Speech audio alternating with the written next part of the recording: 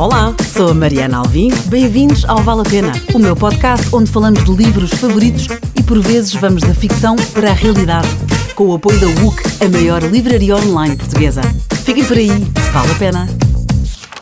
It is with great pleasure that I have Liane Moriarty on my podcast, an Australian author. She's written 10 novels plus children's books. And before everything else, I have to say I'm nervous also starstruck because really, thank you so much for attending this Zoom meeting, especially 11 hours later than our time in Portugal. Welcome, Liane.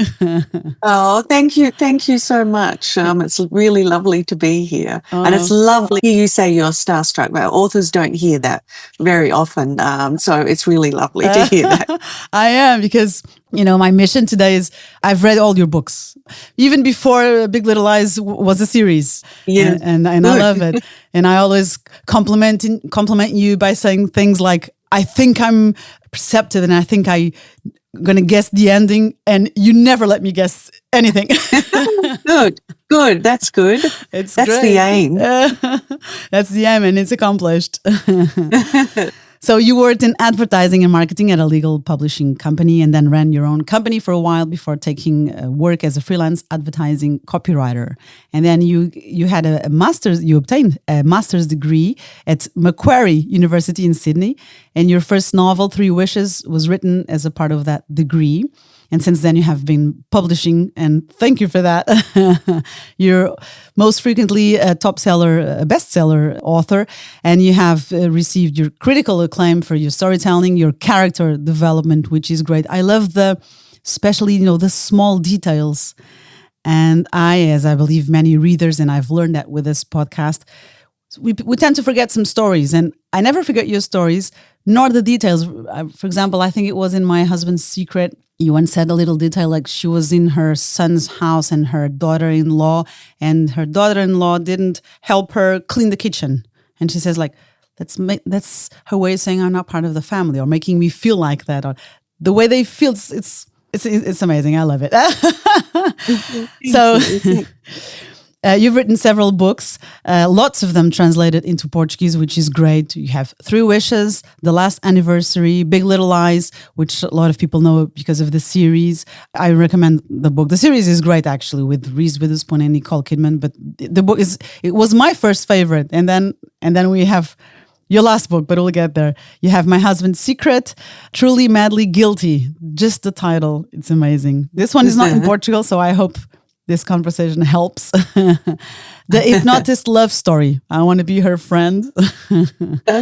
What Alice Forgot. In Portuguese, it's a different title. It's like 10 years later. 10 anos depois. 9 Perfect Strangers. Also a series with Nicole Kidman. Apples Never Fall. In Portuguese is Quem Sai aos Seus. And the last one, Here One Moment, a qualquer momento. It's my new favorite. Is it? Tell me, do you read them in English or in Portuguese? Actually, I read in English. Yeah. You read it in English, okay. Because and what do you think? The translation? So I was going to ask what you think of the translations, because obviously I never have any way of knowing. Yeah, they're good. Because I read in English. For example, this one, Here One Moment, I didn't know it was arriving in Portugal. So I bought it immediately. I pre-ordered it before it was on sale. Yes.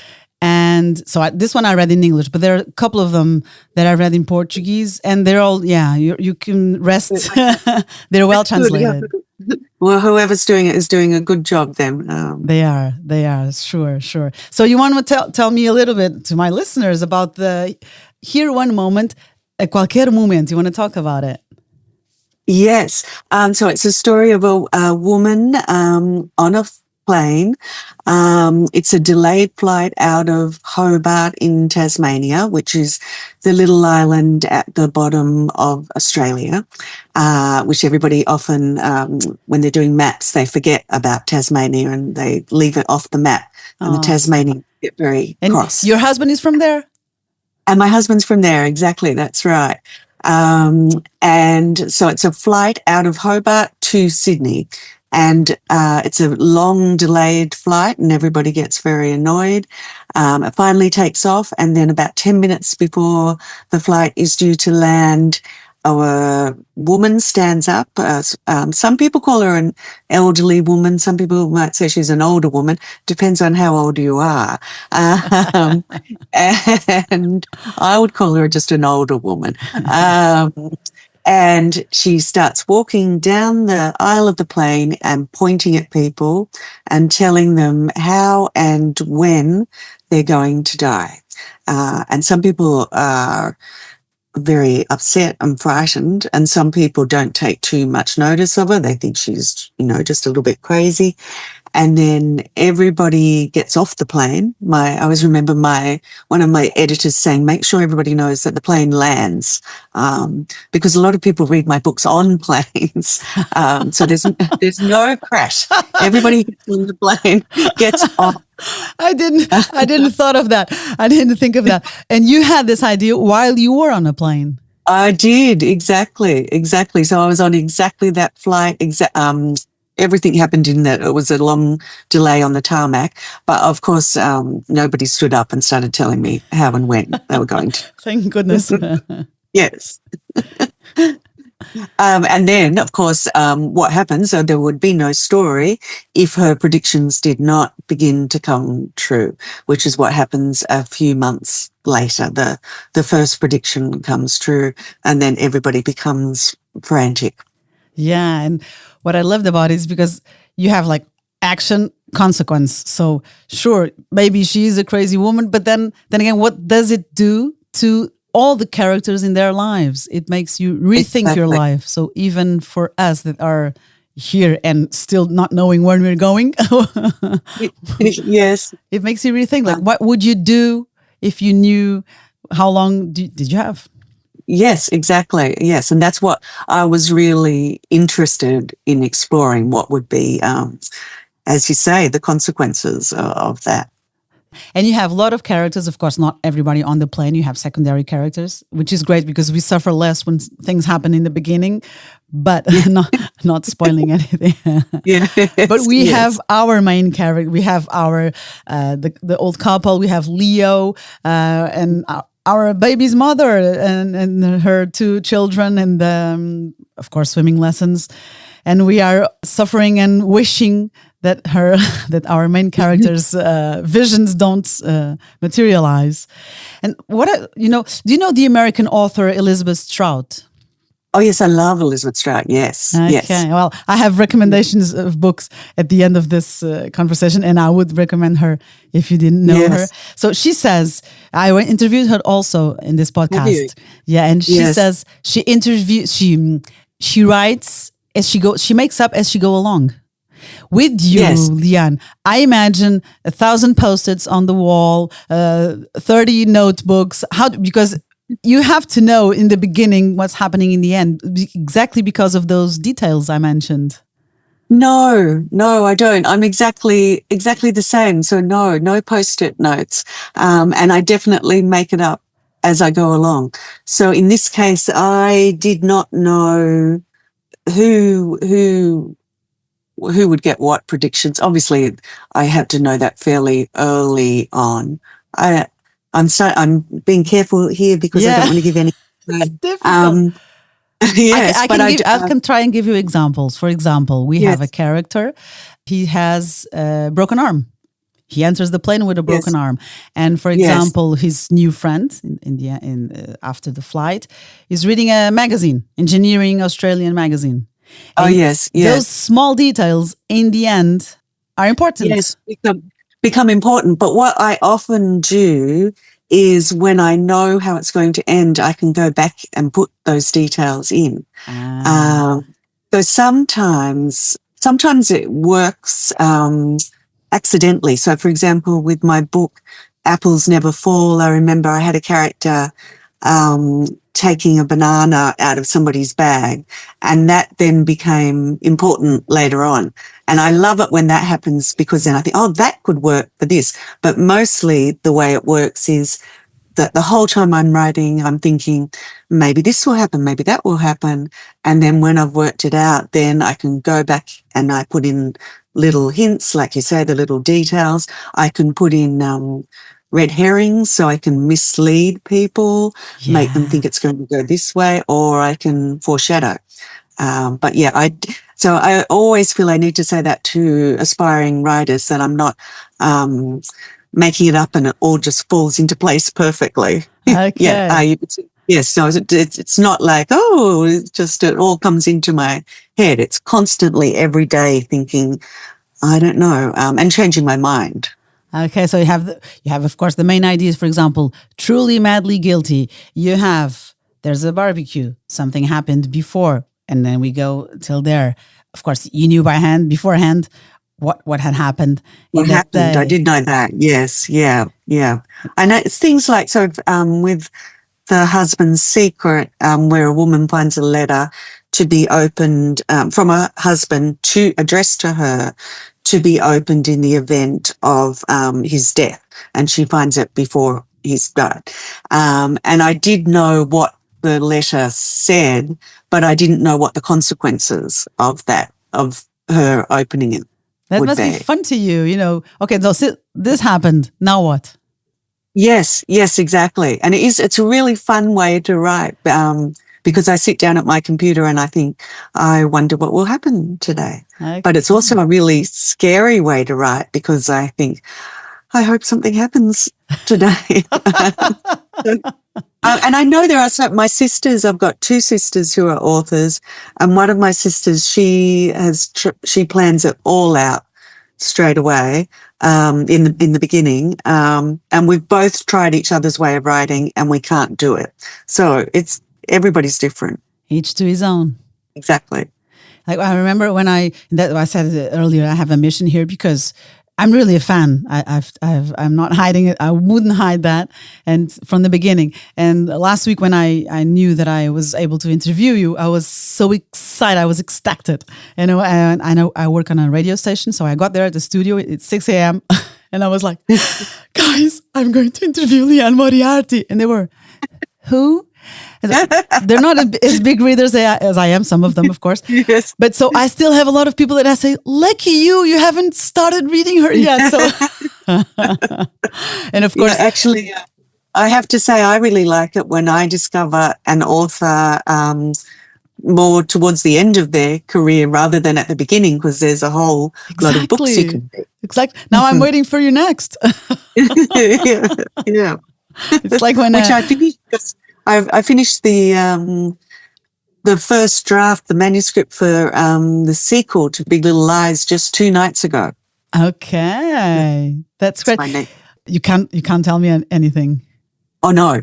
Okay, because I can tell you it's set in in Big Little Lies, the first one. It's about 3 mothers of children who are starting school. And so now this one is set 10 years later and the children are teenagers. Okay. So I can tell you that. Okay, thank you. When I try to sell you, to show who you are, and of course a lot of people, when I say Big Little Lies, sure, I've read it or I've seen the series. And I know the show. Yeah, the show. And I always say, please read first.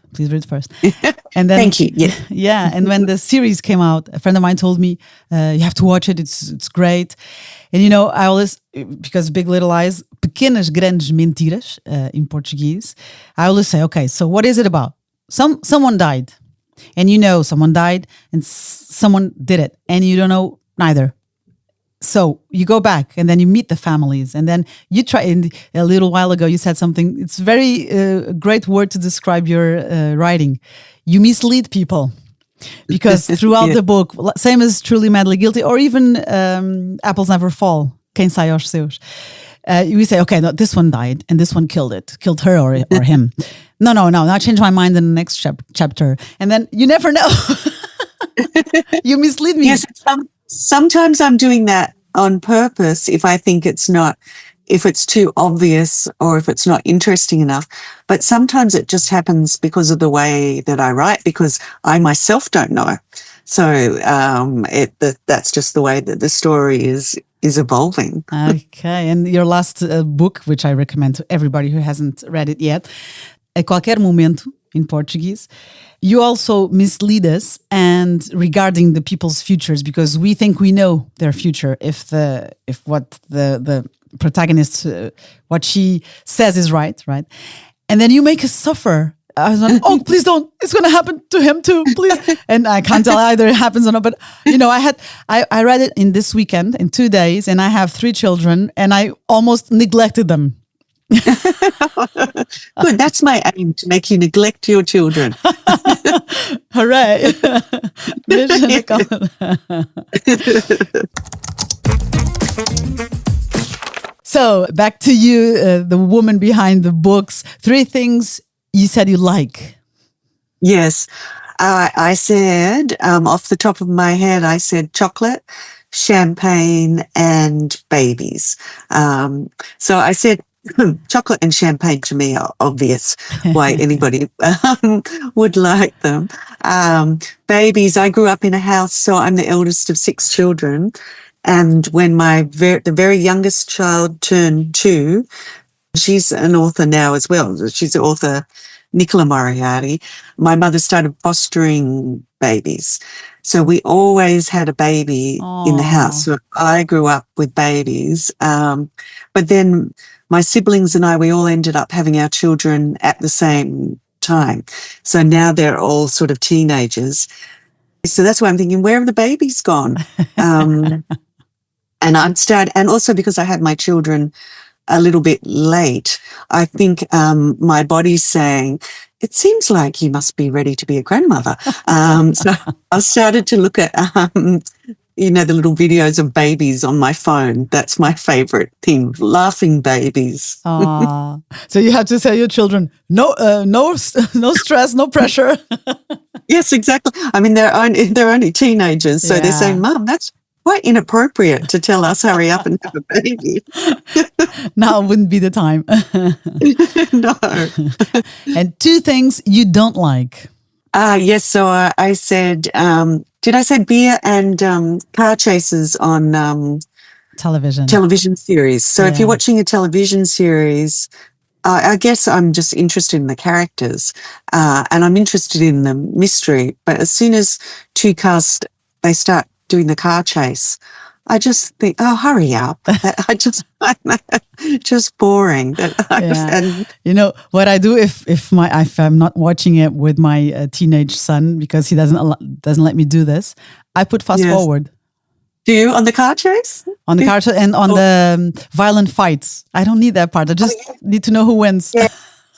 Yes, agree. I agree. When it's too much and they're punching on the blood, it's not. Stop. And I just think, don't hurt each other. Yes, that's a good idea. I should just start fast forwarding. I just start looking at babies on my phone instead. Don't change the algorithm of your phone. Yes, that's what my husband says. He always says when we start to sit down to watch television, he says, your algorithm's terrible. I don't want to see your sort of shows. So now let's get to know the reader. When and where are you able to read? Well, in bed before I go to sleep. And of course, I can always use the excuse that I need to read for my work. So I read at any time, in the bath. Whenever I can. But first thing in the morning, picking up a book, and last thing at night. Yeah, great. I used that excuse this weekend. Mommy, let's go watch a movie. Let's go outside. I'm sorry. I'm going to interview this author. I have to read this book. Yes. And it was absolutely true.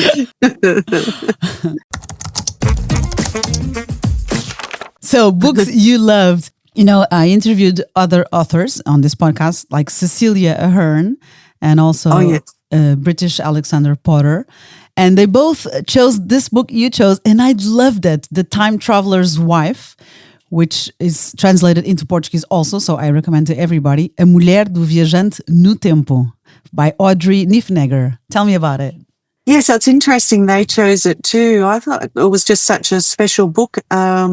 It's very, the world building is so good in that I totally believed in time travel by the end of it. Yeah. And I completely believed that it could happen.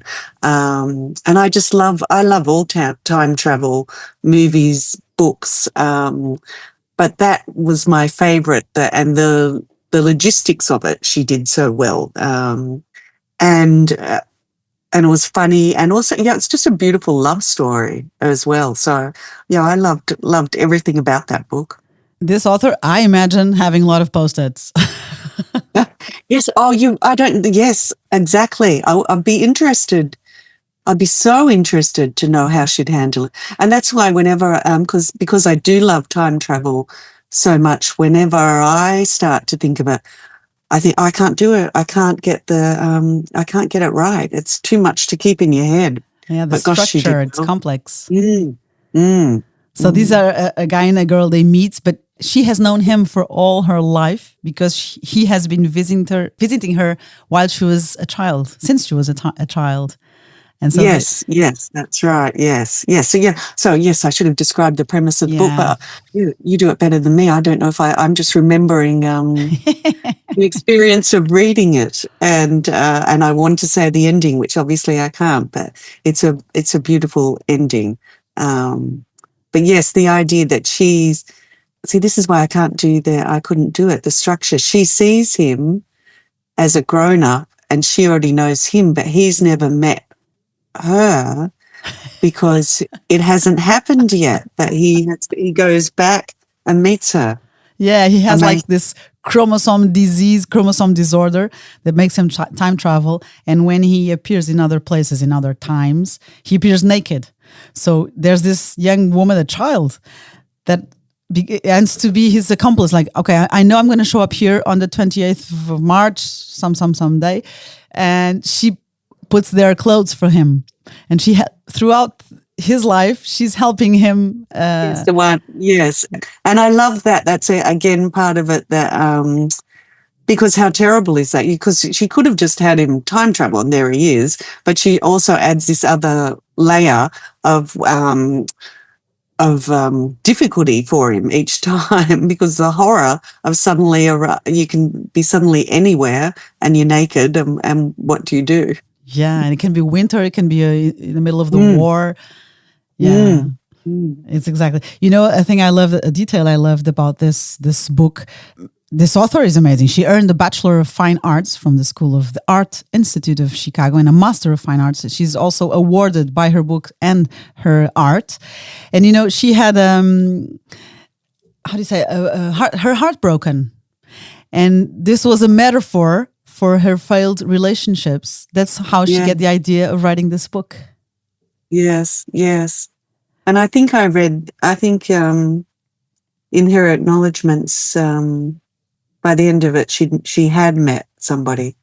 Do you know if she's written? She wrote one other book about twins, which I loved, and I keep meaning, but I haven't seen her again to see if there's been another book. I don't know, because she also she teaches creative writing. I haven't found more books. Yeah, but this book was a movie, and which is also great, but I recommend the book. The first time I mentioned this book to my father, and I told him The Time Traveler's Wife, because maybe Alexandra Potter or Cecilia Hearn had mentioned it, and my dad, which is because of me, your fan.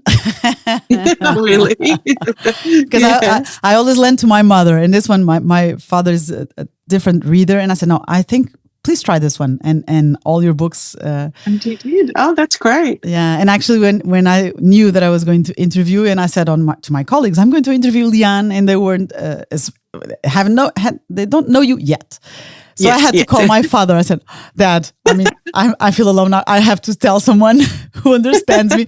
And I also told another friend, and she said, I don't know how you call it, when the babies drew, or they get themselves dirty by eating. We know the napkin you put on their...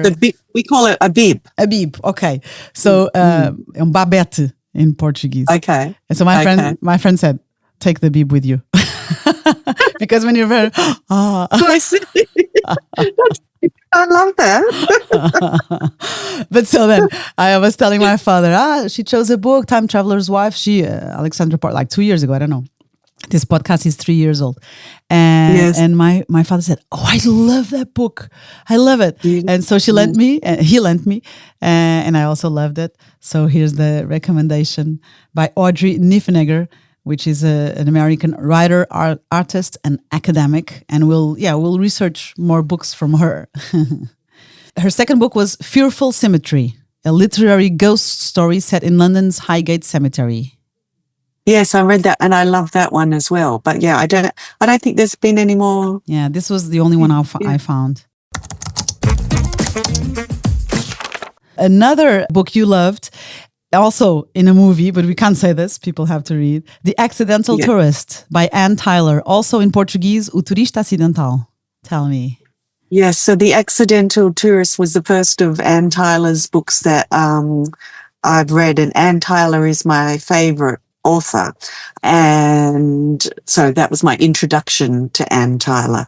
And often her books don't have complicated plots. They're definitely just about a small town. They're mostly set in Baltimore in America with quirky characters. So just charming, lovable. Actually, often they're quite flawed. Often they're loners, maybe even a little bit odd. So they're mostly character driven. But The Accidental Tourist is about a man called Macon Leary, and he writes a series of books they're for business travelers, so for people traveling who hate to travel.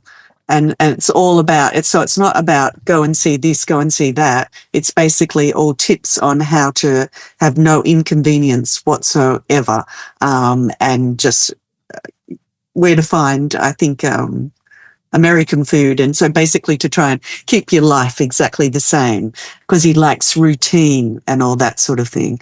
And then he and his wife lose their son in a terrible accident. And then it's really, really sad, but it's also a very funny book. And then it's about him meeting somebody who's entirely different from him because he's into all his routines and that.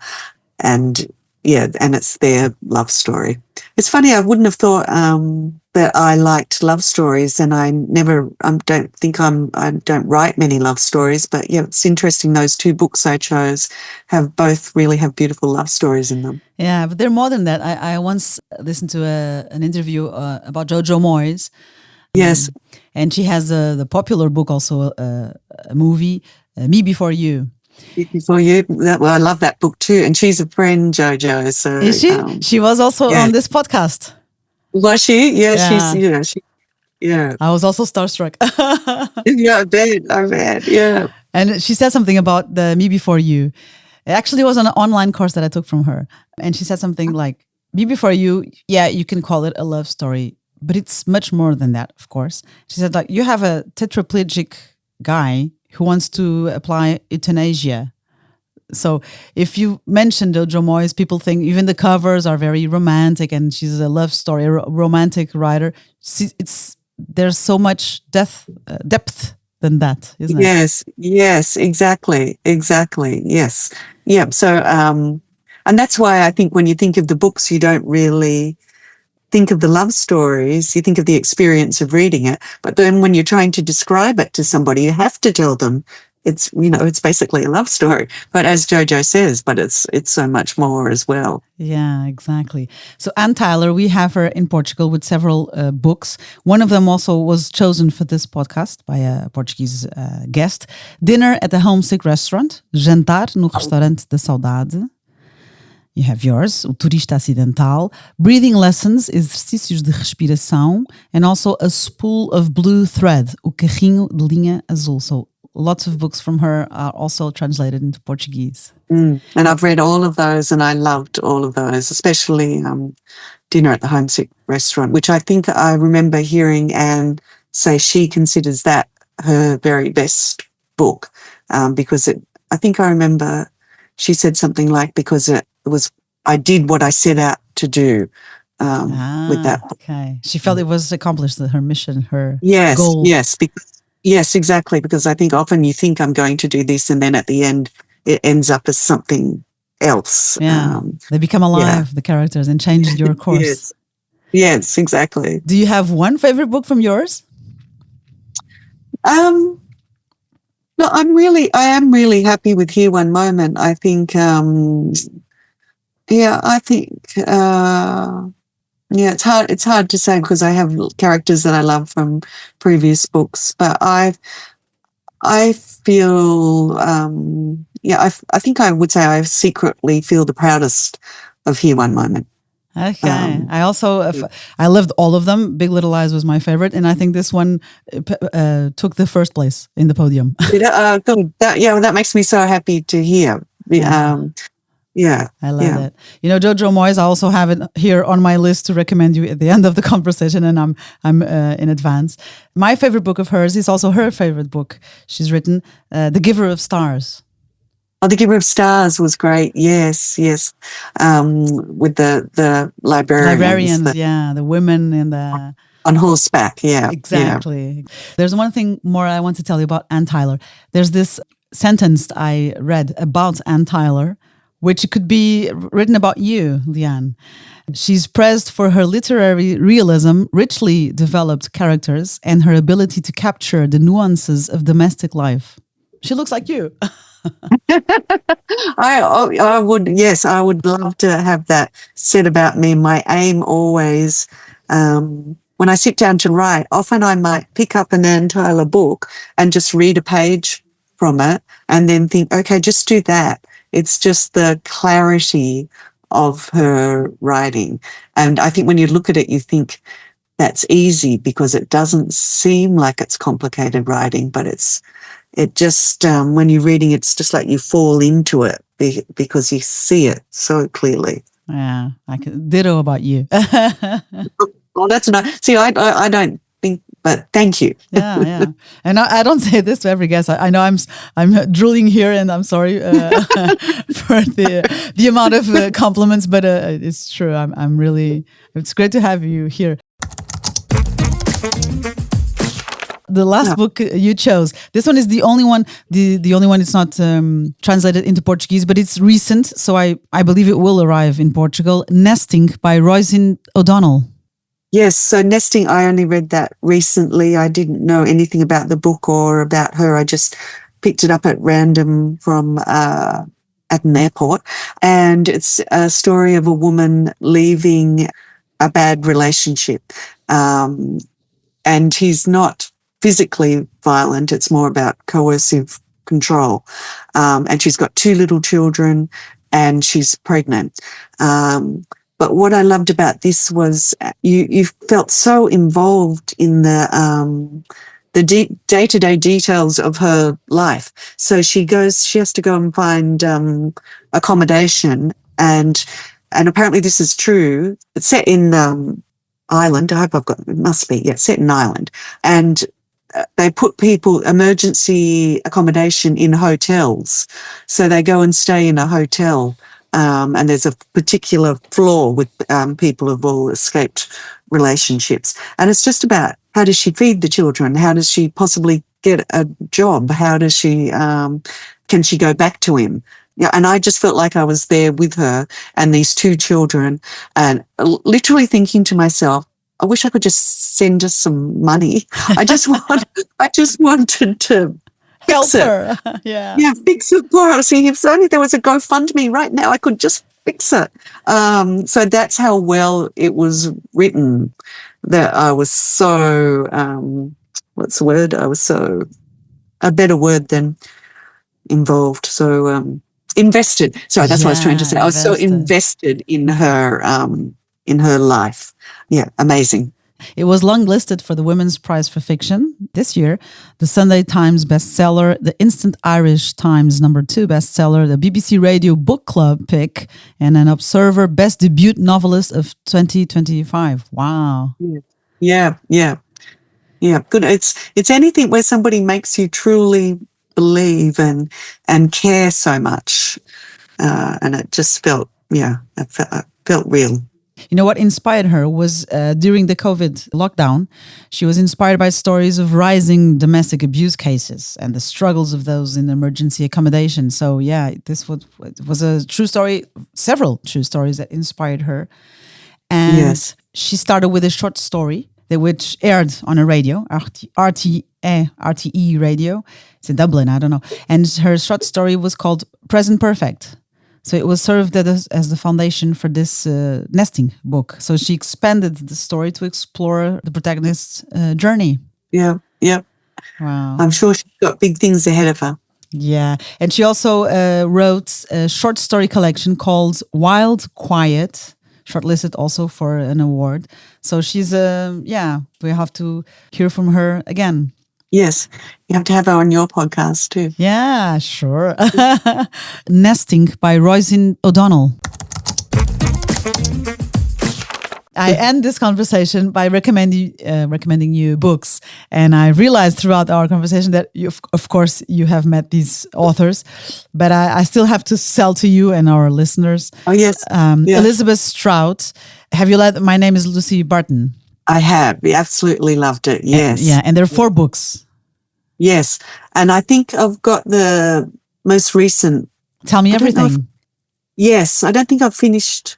I think I started that and I haven't finished that yet. Okay. I think I got distracted. Because I had an advice, but you don't need it. But for our listeners, because Lucy Barton are 4 books. They're all in Portugal as well. Yes. And I've read them all and I recommend them all. We have Olive Kitteridge, 2 books. Yes. And then there's one book I hadn't read when I interviewed Elizabeth Strout, which was the Burgess Brothers. Oh, I don't know about that one. Yeah, exactly. So I don't think it's in Portugal neither. So that's why maybe I missed it. So why am I telling you all this? Because her latest book, that's why she came to Portugal, Tell Me Everything, Conta-me Tudo in Portuguese.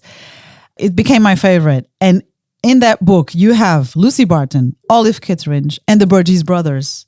So it's like, thank you for putting my favorite characters all together. All in there. So maybe I should read about the brothers before I go back to it. Exactly. It's okay if you don't. I haven't read it. And she reintroduces to us Bob Burgess, but I love him. Yeah. And I didn't love him the way I loved the 2 women because I hadn't met him yet. So yeah, I recommend to you. Yeah, I think I will. Yeah. Oh, thank you. Thank you. And other books I would like to recommend. Of course, you know Jojo Moyes, and I've researched that through our conversation. I'm reading her last book. Oh yes, We All Live Here. It's upstairs next to my bed, so I haven't got to that yet. There's one thing that someone told on Instagram. I don't know. You predict what's going to happen, and maybe you do. Yeah, sure. I understand from the beginning who she's going to end up with. Sure. But they call it predictable, yeah. But I'm loving it. And it was my first time actually to try an audiobook. So sometimes I stay in the car or I walk my dog with headphones because I want to continue. So I have to buy the book to continue in bed. But yeah, We'll All Live Here. I also recommend to you. And last recommendation, it's not in Portugal, but Cecilia Ahern from P.S. I Love You. She's also... Yes. And that book is in Portugal. She wrote this beautiful book. I haven't read her last one, Into the Storm, I believe, but her previous one, it's In 1,000 Different Ways. And it's about a little girl that, the same way we have this energy and sometimes you have this empathy with someone you barely met or the other way around. Or she, instead of being the energy, the girl sees colors. So these colors, yes. Yeah, why is that woman surrounded with blue if she's smiling? It's both a gift and a curse. And it's a very, very lovely book. And I also recommend to you Cecilia Ahern in 1,000 Different Ways. Wonderful, because you know what, I've got too many books, so I know now which ones can be next up. So thank you. Thank you. And so it was a pleasure to know you. Now you're going to bed or having dinner. It's what time in Australia now? Well, now I'm going to go up and pull out those books I'm going to read now. Thank you very much once again. My pleasure. It was so lovely to meet you. Hope I meet you in the real world one day. Yeah, me too. I'm going to have to hug you. I'm sorry. Yeah. Oh, yes. I look forward to that. Thank you, Liane. Thank you. My pleasure. You have a good day. You too. Have a nice evening. I will. Thank you. Bye. Bye-bye.